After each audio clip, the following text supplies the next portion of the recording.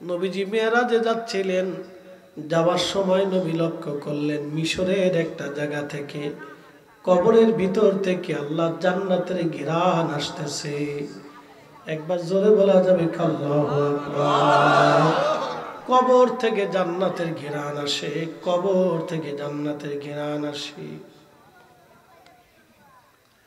নবী ডাক দিলেন, জিব্রাইল, কবর থেকে জান্নাতের ঘিরান আসে, এই কবর কার? আল্লাহর নবী ডাক দিয়ে বললেন, জিব্রাইল, এই কবর কার? কবর থেকে জান্নাতের ঘিরান আসে রে জিব্রাইল, কবর কার? বলে, হুজুর, একজন মহিলা তার 7টা সন্তান সহ এই জমিনে শহীদ হয়েছিল, কিন্তু মিথ্যার কাছে মাথা নত করে নাই। হুজুর, মহিলা সহ তার সন্তানদেরকে এই জমিনে কবর দেওয়া হয়েছিল, তাদের কবর থেকে এখনো জান্নাতের ঘিরান আসে, ঘিরান আসে, ঘিরান আসে। আল্লামা ইমাম আবুল ফারাজ ইবনুল জৌজি 900 বছর আয়ুনুল হেকাতের মধ্যে তিনি একটা ঘটনা লেখেন। মিশরের বাচ্চাদেরকে আগে ফারাও বলা হতো, ফেরাউন বলা হতো। যেই বাচ্চা হতো তাকে ফেরাউন বলে ডাকা হতো। তো তৎকালীন জমানার ফেরাউনরা খুব জালিম থাকতো, বড় জালিম। ওই এলাকার মুসলমানদেরকে ধরে ধরে এনে জালিম বাচ্চা শুয়োরের গোশত খাওয়াইতো। কিসের গোশত? শুয়োরের গোশত জোর করে খাওয়াইতো। ওরা জানতো যে মুসলমান, শুয়োরের গোশত মুসলমানের জন্য হারাম, ওটা জোর করে ধরে খাওয়াইতো। যেমন ইসরায়েলে কোন ফিলিস্তিনি বন্দী যদি ইসরায়েলের বন্দী শিবিরে থাকে, তো ওরা নিয়ে শুয়োরের গোশত খাওয়ায়, জোর করে খাওয়ায়। আপনি জানেন ফিলিস্তিনিরা 75 বছর ধরে কত কষ্ট করতেছে। আর আরব বিশ্ব, সৌদির বাচ্চা, জর্দানের বাচ্চা, কুয়েত কাতারের বাচ্চা, দুবাই বাহরাইনের বাচ্চা না, খালি আরাম করে খায় আর ঘুমায় আর খালি বউ নিয়ে ঘুরিয়ে বেড়ায়। এক একটার বউ আছে 15টা, 20টা, 35টা। ও মানুষ না গরু আমি কিছু জানি না, না পাড়া তাও কইতে জানি না। কথা কর না, আল্লাহর কোরআনের সিদ্ধান্তের বাইরে। এদের দেশের মৌলবীরা আমাদের দেশে আইসা আবার ফতোয়া দেয় 8 টাকা তারাবি করতে হবে। কি কথা কর না কেন? আবার মিলাদুন নবীর বিরোধিতা করে ছাতা ফতোয়ার গোষ্ঠী গেলায়। এদেশে ইসলাম এনেছে শাহজালাল আলী আমিনী, 360 আউলিয়া, খানজাহান আলী, কামারউদ্দিন রুমি, আউলিয়া কেরামের দেওয়া ইসলাম এদেশে চলবে। হাত উঁচা করে বলেন ঠিক না?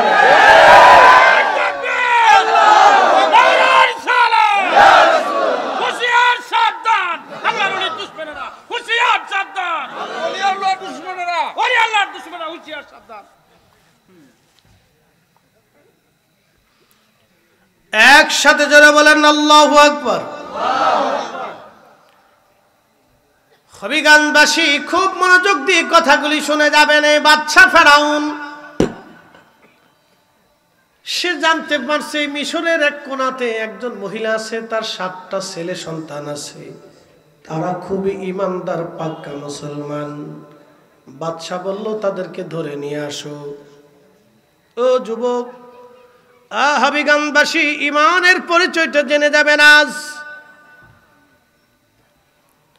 বাদশা তাদেরকে ধরে নিয়ে আসছে, শুয়োর জবাই করলো,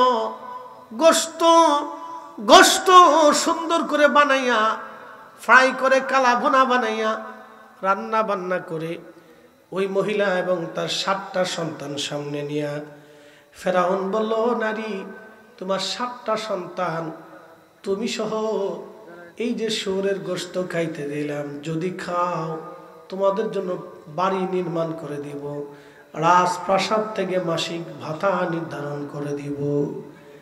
যদি না খাও, তোমার সামনে তোমার সহ 7টা সন্তানকে আজকে শহীদ করে দেওয়া হবে। মৃত্যু নিবা না গোশত খাবা, চিন্তা করে এবার বুঝো। দেখছেন নি?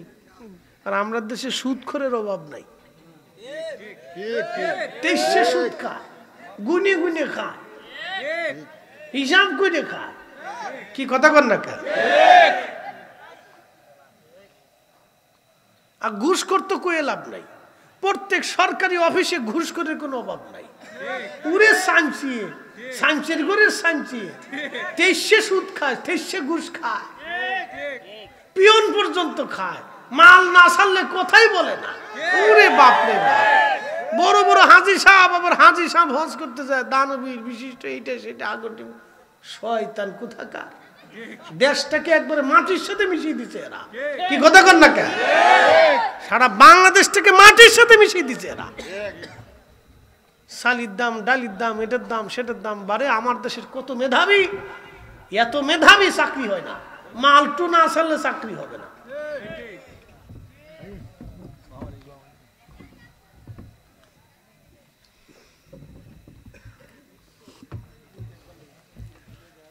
কষ্ট হইতেছে আপনাদের মনে হয় না? আল্লাহর কোরআন আল্লাহ বলেন, ইন্নাল্লাহা ইয়া'মুরু বিল আদলি ওয়াল ইহসান।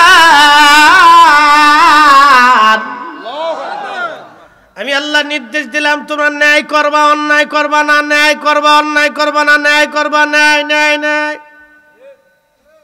কে বলছে? আল্লাহ। কে বলছে? আল্লাহ। মাঝে মধ্যে দেখেন না প্রচন্ড গরম পড়ে, এটা ওই অন্যায় করার ফসল। পৃথিবীতে যখন ন্যায় বিচার নষ্ট হবে তখন খাবারের স্বাদ নিবে, বরকত নষ্ট হবে, নানান রোগে মানুষের ধরবে। আল্লাহর কসম করে বলতেছি, আল্লাহর কসম করে বলতেছি, মাহফিল সাক্ষী, যারা টাকা নিয়ে অন্যায় বিচার করে, ন্যায় বিচার করে না, যারা মানুষের রক্ত ঝরায়, কষ্ট করায়, পান চোখের পানি ধরায়, আল্লাহ তাদের চোখ থেকে ঘুম কেড়ে নেয়, শান্তি কেড়ে নেয়। সন্তান দিয়ে শান্তি দেয় না, স্ত্রী দিয়ে দেয় না, পয়সা দিয়ে দেয় না, চোখের ঘুম কেড়ে নেয়।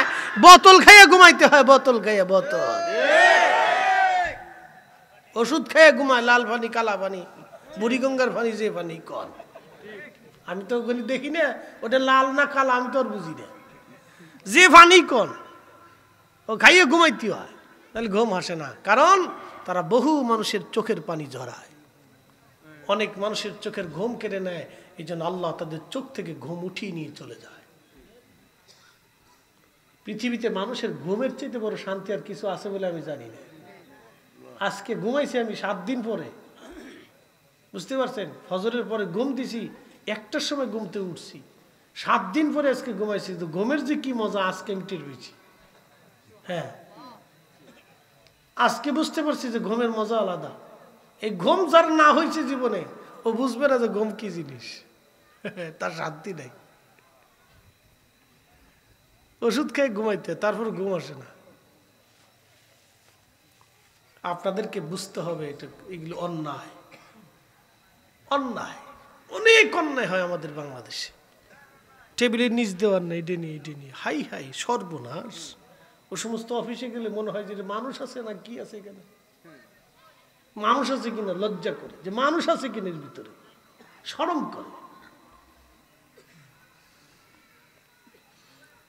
একসাথে বলেন তো আল্লাহু আকবার। তো মিশরের বাদশা বলতেছে, তুই গোশত খাবি না মরবি? তো মহিলা বলতেছে, বাদশা, আমার শক্তিশালী রব আমার আল্লাহ, আমি আল্লাহ যেটা হারাম করছে, তুমি দুনিয়ার বাদশার হুকুমে আমি ওই মহান মালিকের হুকুম অমান্য করতে পারি না।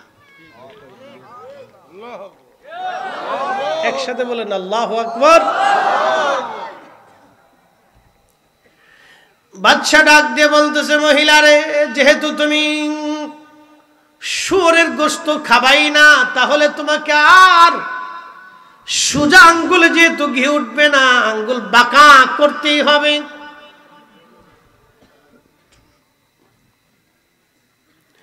বাদশা বললেন, মহিলাকে এক্সাইট করো, তার 7টা সন্তানকে এক্সাইট করো, বড় ছেলেটাকে ডাকো, সে কি খাবে কিনা। বড় ছেলেটাকে ডাক দে, বললো, ছেলেরে, তুমি তো সবার বড় বুদ্ধিমান বেটা, শুয়োরের গোশত যদি খাও পোড়া পরিবার তোমাকে ছেড়ে দিব, আর যদি না খাও তোমাকে তিলে তিলে শাস্তি দিয়ে হত্যা করে ফেলবো। এবার এই যুবক ডাক দিয়ে বলতেছে, বাদশা, আমার মালিক, আমার রব হারাম যেটা করেছি, বাচ্চারে তোমার কথায় আমি কখনো শুয়োরের গোশত খাবো না, জীবন চলে যায় যাক, আল্লাহ যেটা হারাম করেছে এটা কখনো আমি খাবো না। একবার জোরে বলা যাবে কি মারহাবা? তেলের গাড়ি তেলে চলি, হাওয়ার গাড়ি হাওয়ায় উড়ে, বিনা তেলে চালায় গাড়ি নবী সুলাইমান। আমরা সেই মুসলমান, আমরা সেই মুসলমান।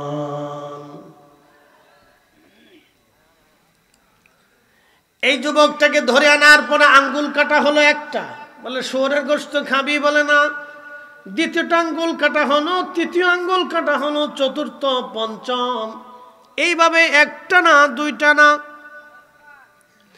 একটা না দুইটা না, পুরা শরীরের পায়ের এবং হাতের প্রত্যেকটা আঙ্গুল থেকে কেটে কেটে টুকরা টুকরা করা হলো। তার নাক কাটা হলো, কান কাটা হলো, চোখ উঠিয়ে ফেলে দেওয়া হলো জিন্দা অবস্থা। তিলে তিলে তিলে তিলে যুবকটা শহীদ হয়ে গেল, কিন্তু কাফেরের কাছে মাথা নত করে নাই, শুয়োরের গোশত খায় নাই। একবার জোরে বলা যাবে কি মারহাবা? ঈমান ঈমান ঈমান ঈমান, এরা ঈমানদার ঈমানদার। তিলে তিলে শহীদ হয়ে গেল যুবক, কিন্তু শুয়োর খায় নাই। দ্বিতীয় ছেলেটাকে ধরে আনা হলো, যুবক তুমি কি গোশত খাবা? বলে না, আল্লাহ যেটা হারাম করেছে সেটা খাবো না।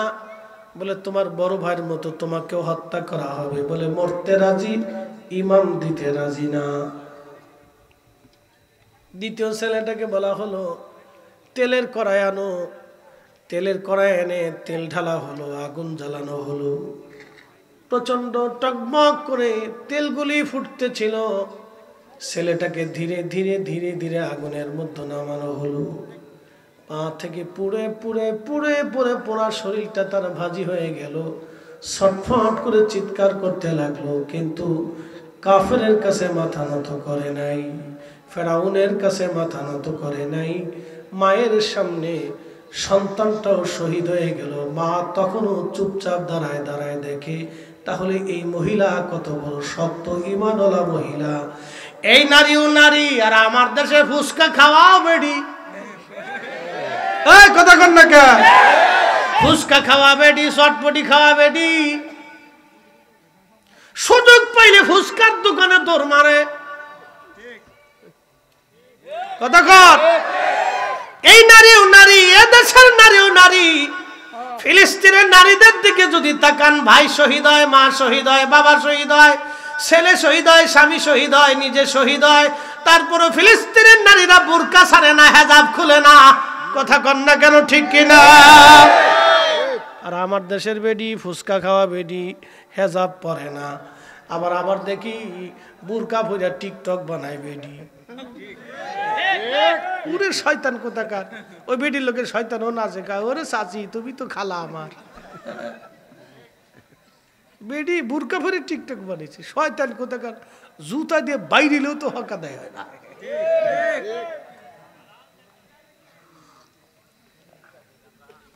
দেশে যে কি চলতেছে আল্লাহ জানে, কি যে হচ্ছে আল্লাহ জানে। আগামীতে কি কপালে আছে জানি না, বড়াতে কি আছে তাও জানি না। এই দুর্ভিক্ষ চলতেছে, এগুলি এক ধরনের দুর্ভিক্ষ, খাবারের দুর্ভিক্ষ না, মানসিকতার দুর্ভিক্ষ চলতেছে। কি কথা কন না কেন? মানসিকতার দুর্ভিক্ষ চলতেছে। মনোযোগ দিয়ে, দ্বিতীয় ছেলেটা শহীদ, বাকি ভাইগুলি দাঁড়ানো। তৃতীয় ছেলেটাকে বলা হলো, যুবক তুমি কি শুয়োরের গোশত খাইবা? যুবক ডাক দিয়ে বলতেছে, ফেরাউন তুমি দুর্বল, আমার আল্লাহ সবল। তুমি দুর্বল, আমার আল্লাহ শক্তিশালী। আমি সবল শক্তিশালী মহা মালিক আল্লাহর হুকুম ডাইভার্ট করে তোমার হুকুমে শুয়োরের গোশত খেতে পারি না। আল্লাহ যেটা হারাম করেছে সেটা খাবো না। ফেরাউন ডাক ডাক, যুবক আমার দুর্বল ভাবলি, তোকে আরো কঠিন শাস্তি দেব, দেখি শুয়োরের গোশত খাস কিনা। ধরে নিয়ে গেল, সর্বপ্রথম মুখের চামড়া সিলাইয়া সিলাইয়া ছুরি দিয়ে, গরুর চামড়া যেইভাবে সিলানো হয় এই যুবকের মুখের চামড়া এইভাবে সিলাইয়া সিলাইয়া, আহা, তার পুরা শরীরের চামড়া উঠানো হলো। জিন্দা হালতে ছুরি দিয়ে তার পুরা শরীরের চামড়া উঠিয়ে ফেলা হলো।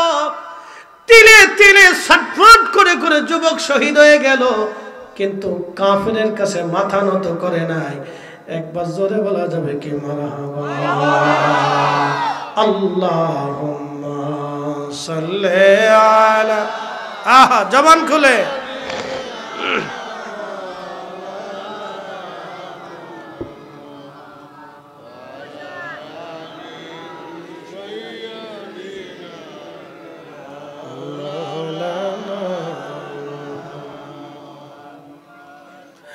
এই ছেলেটাও শহীদ। এবার ফেরাউন বাকি 3টা ভাইকেও এইভাবে বিভিন্ন প্রক্রিয়ায় শহীদ করে দিল। 6টা বেটাই শহীদ, মহিলা তখনও তাজা। একসাথে বলবেন আল্লাহু আকবার। মহিলা তখনও তাজা। ফেরাউন ডাক ডাকে, নারী, তোমার চোখের সামনে 6টা বেটাকে শহীদ করে দিলাম, এখন একটা বেটা আছে, একটা ছেলে তোমার এখনো বাচ্চা আছে। ও মহিলা, তুমি তোমার ছোট্ট ছেলেটাকে বোঝাও, ও যদি শুয়োরের গোশত একটা টুকরাও খায়, আমি ফেরাউন তোমারে ছেড়ে দিব, তোমার জন্য আলাদা বাড়ি বানাবো, মাসিক ভাতা ধার্য করে দেব। ও মহিলা, 6টা ছেলে হারাইলা, বাকি কোলের ছেলেটারে হারাইও না। ও ছোট্ট মানুষ, ওরে যদি বুঝাও, বেশি খাওয়া লাগবে না, মাত্র একটা টুকরা খাইতে কও, একটা টুকরা খাইতে কও। তো মহিলা বলতেছে, ফেরাউন রে, তা আমার তো ওই ছেলেটারে বুঝাইতে হলে তাহলে আমার একটা নিরিবিলি একটা রুমে দেও, দেখি আমি বাচ্চাটারে বুঝাই। তো ফেরাউন চিন্তা করছে, মহিলার এইবার ঈমান চলে গেছে, কিন্তু জানে না যার চোখের সামনে 6টা বেটা শহীদ হলো সে তখনও কিছু বলে না। মহিলার ঈমান কত মজবুত কল্পনা করতে পারবেন? তাদের কবর থেকে এখনো বেহেশতের ঘ্রাণ আসে। একসাথে হবে না? জোরে বলেন আল্লাহু আকবার।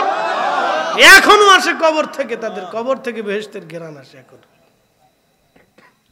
আপনি জানেন এটা কত বড় ঈমান, কত বড় ত্যাগ ছিল তাদের। মহিলা এবং তার বাচ্চা নিয়ে চলে গেল অন্দরমহলে। অন্দরমহলে নিয়ে মহিলা বাচ্চাটাকে বলতেছে, ছেলে আমার 6টা সন্তান পরে তুমি আমার একটা বেটা, 7টা সন্তান। ছেলেরে, আমার বাকি ছেলেগুলি চোখের সামনে ফেরাউন শহীদ করে দিছে, তোমার বাকি ভাইদেরকে ফেরাউন শহীদ করে দিছে রে বেটা। তোমার ভাইরা 6টা ভাই এত সময় আল্লাহর জান্নাতে পাখি হয়ে তারা জান্নাতে উড়ে বেড়াইতেছে। ছেলেরা আমার, তারা সবাই জান্নাতে চলে গেছে। একসাথে বলবেন আল্লাহু আকবার। আল্লাহর পথে যারা শহীদ হয়, আল্লাহর কোরআন বলতেছে, ওয়ালা তাকুলু লিমান ইউকতালু ফি সাবিলিল্লাহি আমওয়াত। আল্লাহর পথে যারা জীবন দেয় তাদেরকে মরা মনে করিও না, বাল আহইয়াউ ওয়ালাকিন লা তাশউরুন। তারা জিন্দা জিন্দা জিন্দা জিন্দা জিন্দা জিন্দা, তাদেরকে মরা মনে করিও না, তারা জিন্দা জিন্দা জিন্দা জিন্দা। ইমাম সুয়ুতি খাসাইজুল কুবরার মধ্যে লেখেন, আল্লাহর নবী একদিন মদিনার পাহাড়ের পাশ দিয়ে হেঁটে হেঁটে যাচ্ছে, ঠিক এমন সময় নবীজি বললেন, ওয়ালাইকুম আসসালাম। ঠিক আল্লাহর নবী সাহাবীরা বলেন, হুজুর ওয়ালাইকুম আসসালাম কেন বললেন? কে আপনারে সালাম দিল? নবীজি ডাক দিয়ে বলতেছে, সাহাবী রে, আমারে জাফর সালাম দিয়ে গেছে, আমি জাফরের সালামের জবাব দিছি। সাহাবীরা বলেন, ইয়া রাসূলুল্লাহ, জাফর তো শহীদ হয়ে কবরে চলে গেল, সে কি করে আপনাকে সালাম দেয়? নবীজি বললেন, সাহাবীরা রে, মুতার প্রান্তরে আমার জাফরের ডান হাতে কালেমার পতাকা ছিল। আমার জাফরকে কালেমার পতাকা নিয়ে 2 লক্ষ কাফেরের ভিড়ে যে আমার জাফর লড়াই করতেছিল, জিহাদ করতেছিল। জিহাদ করতে করতে করতে করতে জাফরের ডান হাতে কাফের আঘাত করে জাফরের ডান হাত তারা কেটে ফেলে দিল। আমার জাফর বাম হাত দিয়ে কালেমার পতাকা চেপে ধরলেন। এক হাত দিয়ে লড়াই করতেছিলেন, কালেমার পতাকা চেপে ধরেছেন তিনি। কাফেররা বাম হাতে আঘাত করলো, হাত কেটে আলাদা হয়ে 2 হাত কেটে চলে গেল। তার হাত নাই, কিন্তু আমার জাফর কালেমার পতাকা জমিনে পড়তে দেয় নাই। আমার জাফর কালেমার পতাকা কামড় দিয়ে ধরে বুকের উপরে নিয়ে আমার জাফর কালেমার পতাকা উড্ডীন করে ধরে রেখেছিল। আমার জাফর শহীদ হয়েছিল, কিন্তু পতাকা জমিনে পড়তে দেয় নাই। আল্লাহর কাছে এই দৃশ্যটা এতই ভালো লেগেছে, সাহাবীরা রে, আমার জাফরের উপরে আল্লাহ এত খুশি, এত খুশি।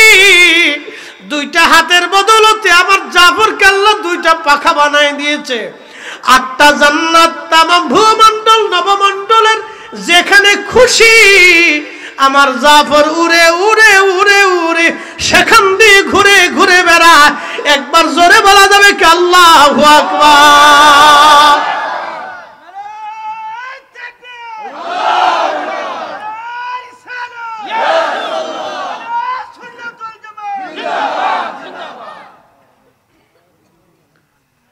এরা শহীদ, এরা শহীদ, এরা শহীদ, শহীদ, এরা শহীদ, এরা শহীদ।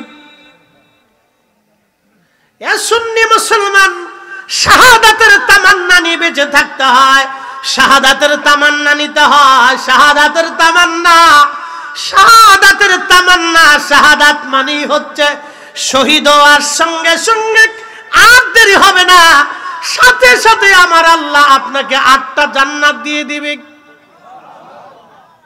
বলো না, আরো জোরে বলেন, আরো জোরে বলেন। 8টা জান্নাত আল্লাহ দিয়ে দিবে। শহীদ হওয়ার সাথে সাথে কোনো দেরি হবে না, আল্লাহ 8টা জান্নাত দিয়ে দিবে। যে জান্নাত খুশি মন চায় আপনি সেই জান্নাতে চলে যাবেন। মনোযোগ দিয়ে শুনে যান ও মুসলমান। আল্লাহর নবী বললেন, আমার জাফর শহীদ, কিন্তু আল্লাহ তারে পাখা দিয়ে দিছে। আমার সামনে দিয়ে উড়ে যাওয়ার সময় জাফর আমারে সালাম দিল, আমি নবী তার সালামের জবাব দিয়ে দিলাম। একসাথে বলবেন না মারহাবা? এর অর্থ কি? আল্লাহর পথের ওলি যারা ইন্তেকাল করার পরেও তারা কবরের ভিতরে আমাদের কথা শুনে, কথা কন না কেন? আমরা জিয়ারতে গেলে তারা চিনে, আমাদের জন্য দোয়া করে। যেখানে খুশি সেখানে ইচ্ছা তারা ঘুরতে পারে, আল্লাহ তাদের এই সুযোগ দিয়ে দেন। এই জন্য অলিদের জিয়ারতে মাঝে মধ্যে যাবেন, আল্লাহর অলিদের জিয়ারতে বসবেন, তাদের কাছে বসবেন, তাদের নিয়ে দোয়া করবেন। জীবন বৃথা হবে না, দোয়া বিফল হবে না। কোরআনে আল্লাহ বলে দিলেন, ইন্না রাহমাতাল্লাহি করিবুম মিনাল মুহসিনিন। আমার রহমত আমার মুহসিনদের নিকটবর্তী। একবার জোরে বলা যাবে কি মারহাবা? মনোযোগ দিন। ওই যে মহিলা বাচ্চারে ঘরের মধ্যে নিয়ে বুঝাইতেছে, বেটা রে, তোমার 6টা ভাই জান্নাতে চলে গেছে। একসাথে বলবেন না মারহাবা? ছেলে আমার, তোমার 6টা ভাই জান্নাতে চলে গেল রে বেটা। তুমি যদি শুয়োরের গোশত খাও, কিয়ামতের ময়দানে তোমার 6টা ভাই আরশে মুআল্লার নিচে দাঁড়ায় থাকবে। তুমি যদি শুয়োরের গোশত খাও রে বেটা, তুমি জাহান্নামে চলে যাবা। বাবা আমার, ছেলে আমার, তোমার 6টা ভাইকে আমি দুধ খাওয়াইছি 2 বছর করে, কিন্তু তুমি আমার ছোট্ট সন্তান, সবার ছোট, তুমি জন্ম যখন নিয়েছিলা পুষ্টিহীন ছিলা, দুর্বল ছিলা বেটারে, তোমার শরীরে পুষ্টি যাতে হয় সেই জন্য আমি 4 বছর ধরে তোমার দুধ পান করাইছি। ছেলে আমার, পৃথিবীর সব মা 2 বছর দুধ খাওয়ায়, কিন্তু আমি মা তোমার পুষ্টির জন্য, শক্তির জন্য তোমারে আমি 4টা বছর দুধ পান করাইছি বেটা। 6টা সন্তান থেকে তোমার প্রতি আমার হক বেশি, আমার দায়িত্ব বেশি, তোমার প্রতি আমার আবদার বেশি, যেহেতু তোমার 4 বছর দুধ খাওয়াইছি। ছেলেরে, মা হয়ে বলতেছি, বাকি 6 ভাইয়ের মতো শহীদ হবা, কাফেরের কাছে মাথা নত করবা না। একবার হাত উঁচা করে বলেন তো আল্লাহু আকবার। এরা মা, এরা মা, এরা মা, এরা মা। প্রত্যেকটা মুসলিম ঘরে ঘরে এরকম যদি মার জন্ম হয়, বাংলার জমিনে তামাম পৃথিবীতে আর কোনো অশান্তি থাকবে না। আল্লাহর দ্বীন প্রতিষ্ঠা। মহিলার কথাটা পরে বলতেছি, আর একটু পরে। মহিলার কথা শেষ হয়নি। কবর থেকে বেহেশতের ঘিরান আসে, এমনি আসতেছে সামনে। ইয়া আইয়াতুহান নাফসুল মুতমাইন্না তুরজিই ইলা রাব্বিকি রাদিয়াতাম মারদিয়া ফাদখুলি ফি ইবাদি ওয়াদখুলি জান্নাতি।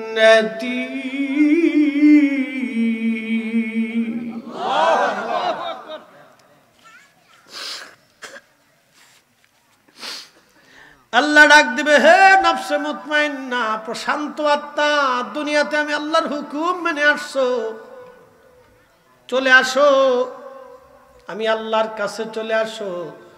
ফাদখুলি ফি ইবাদি ওয়াদখুলি জান্নাতি, আমার জান্নাতে চলে আসো, আমি তোমার জন্য জান্নাত বানাইছি। আল কবরু রাউজাতুম মিন রিয়াজিল জান্নাহ, কারো কারো কবর আল্লাহ জান্নাতের বাগান আল্লাহ বানায়, রওজা বানায় দেয়, রওজা বানায় দেয়। দুনিয়ার সাধারণ উম্মতের কবর যদি রওজা হয়, যে নবীর কারণে উম্মতের কবর রওজা হলো, সেই নবীর কবরকে যারা রওজা বলতে চায় না, আমার দেশের সালাফি মতবাদ, তারা নবীর কবরকে রওজা বলতে চায় না। তারা বলে নবীর কবর, নবীর রওজা বলতে চায় না, তারা বলে রওজা বলা হারাম। যারা আমার রাসূলের কবরকে রওজা মানতে চায় না, ওরা আল্লাহর কোরআনের বিরুদ্ধে, রাসূলের সিদ্ধান্তের বিরুদ্ধে, নবীর শানকে ছোট করার কারণে ওরাও এই সমাজের গিরগিটি, গিরগিটি কথা কন না কেন, ঠিক কিনা? গিরগিটি চিনেন? কাকলাস, আপনাদের দেশে কি কয়? কাকলাস না, রং চেঞ্জ হয়। ইব্রাহিম আলাইহিস সালামের আগুনের মধ্যে ফু মারে, আল্লাহ ডাক দেখে, গিরগিটি কি করো? বলে ফু দিচ্ছি। বলে কেন ফু দাও? ইব্রাহিমের আগুন যাতে বেশি করে জ্বলে এই জন্য ফু দিতেছি। বলে তোর ফুয়ে কি আগুন জ্বলবে? জানি তা তো আগুন জ্বলবে না, কিন্তু ফু তো দিতেছি। ও কি ইব্রাহিমের পক্ষে না বিরুদ্ধে? কথা কন না কেন? ওর ফু থেকে আগুন জ্বলবে, কিন্তু ও ফু তো মারছে ইব্রাহিমের ইজ্জতের বিরুদ্ধে দাঁড়ানোর কারণে। নবী যে ডাক দিয়ে কয়, ও আমার উম্মত, যতদিন বাইচে থাকবা গিরগিটিরে যেখানে দেখবা সেখানেই বাটাম চালান। একসাথে বলেন আল্লাহু আকবার। কি চালান? কথা কন না, কি চালান? জোরে বলেন, কি চালান? গিরগিটি ইব্রাহিম খালিলুল্লাহর বিরুদ্ধে যাওয়ার কারণে, ইজ্জতের বিরুদ্ধে যাওয়ার কারণে ভুল করছে। এক গিরগিটি বাটাম চালান খাবে কোটি কোটি গিরগিটি। কথা কন না কেন? ভুল করলো এক গিরগিটি, বাটাম চালান খাবে কোটি কোটি গিরগিটি। আমার রাসূলের ইজ্জতের বিরুদ্ধে যারা যাবে তারা হলো মানবরূপী গিরগিটি, গিরগিটি। ওয়াজ আমার শেষ, যা করার করছিলাম, এখন দোয়া করে দেব।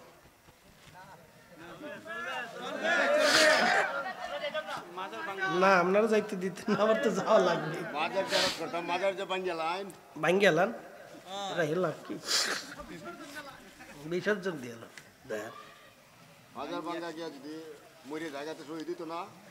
বিরাট শহীদ। শহীদ কারে কয়? বাপ রে বাপ, কতজনের নাম তো শহীদ আছে।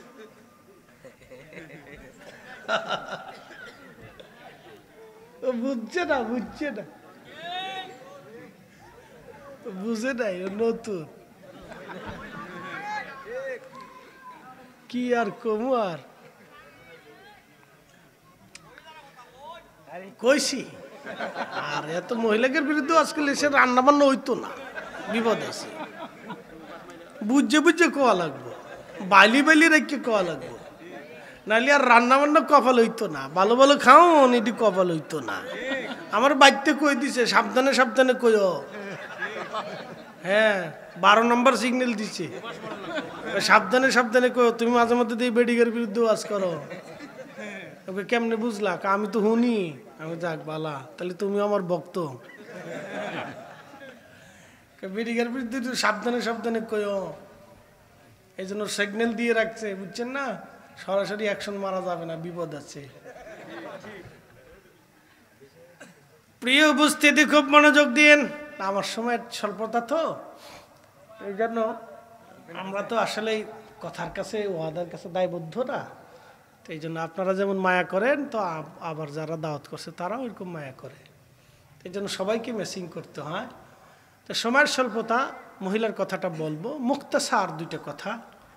আমরা পৃথিবী থেকে চলে যাব কার কাছে? আল্লাহর কাছে। আমাদেরকে রিজিক যিনি দেন তিনি কে? আল্লাহ।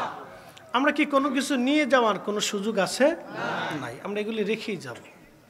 কিন্তু আমাদের একটা কাজ করতে হবে। এই যে আল্লাহ আমাদেরকে সম্পদ দিলেন, রিজিক দিলেন, অর্থ দিলেন, বিত্ত দিলেন, এর ভিতরে ছোট্ট একটু কাজ আল্লাহ আমাদেরকে দিয়েছেন। কি কাজ?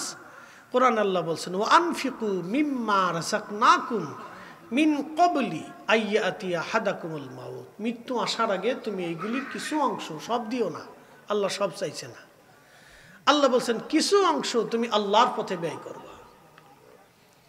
যদি না করো তা কি হবে তাও আল্লাহ বলে দিলেন, ফায়াকুল রব্বি লাউলা আখারতানি ইলা আজালিন করিব। যদি না করো তো কিয়ামতের ময়দানে আফসোস করবা, গোশত কামড়ায় কামড়ায় টেনে ছিঁড়ে ফেলবা, আর বলি ইয়া রব্বি আমাদেরকে আবার পৃথিবীতে পাঠান, ফাআসাদ্দাকা বেশি বেশি আমাদের রিজিক থেকে তোমার পথে ব্যয় করব, ওয়া আকুম মিনাস সলিহিন আর নেককারদের অন্তর্ভুক্ত হয়ে যাব।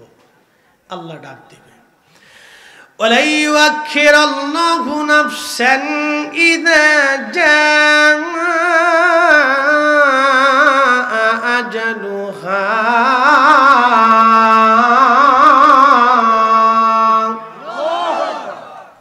বান্দা একবার টাইম, হায়াত শেষ হয়ে গেলে থাকার আর সুযোগ নাই, চলে আসলে ফিরে আসার আর কোনো সুযোগ নাই। অতএব ওয়ান টাইম জীবন, অল্প সময়। এই অল্প সময় আমাদের কাজে লাগাইতে হবে রে বাবা, সময় আমাদের কম। এখানে একটা মসজিদ, বাকি ওয়াজ পরে করব। মসজিদের জন্য কিছু 2টি কথা আমাদের আছে। মসজিদে টাইলস হবে, বাথরুম হবে, ওযুখানা হবে, ইমাম সাহেবের রুম হবে, অনেক খরচ। আমি বেশি চাবো না। যারা মনে করবেন আমার রিজিক আমি কবরে নিতে পারবো না, দুনিয়াতে রেখে যেতেই হবে, এমন একজন আল্লাহর বান্দা বলবেন, হুজুর আমি মসজিদের জন্য 10টা হাজার টাকা দিব, 5টা হাজার টাকা আমি দিব, বেশি আমি চাই নাই। 5টা হাজার টাকা, 10টা হাজার টাকা আল্লাহর ঘরের জন্য বরাদ্দ করবেন, আপনার নিজের জন্য দিয়ে যাবেন, দুনিয়ার কোনো ব্যক্তিকে দিতে হবে না। আল্লাহর ঘরে আপনি রেখে যাবেন, আল্লাহর ঘরে দিয়ে যাবেন। আল্লাহর ঘরে আপনি দিয়ে যাবেন, দুনিয়ার কাউরে দিতে হবে না, আল্লাহর ঘরে দিয়ে যাবেন। পৃথিবীর কাউকে দিবেন না, আল্লাহর ঘরে রেখে যাবেন। পৃথিবীর কাউকে দিবেন না, আল্লাহর ঘরে রেখে যাবেন। এটা কাউকে দিতে হবে না, 1 টাকাও নষ্ট হবে না। 10টা হাজার টাকা, 5,000, মাশাআল্লাহ, নারে তাকবীর, নারে রিসালাত। আমাদের মুরব্বী কি নাম? হাজী আব্দুল হক সাহেব, বিশিষ্ট মুরব্বী হাজী সাহেব, তিনি দিবেন 5টা হাজার টাকা। বলেন না মারহাবা। আল্লাহ হাজী সাহেব 5টা হাজার টাকা পাক পান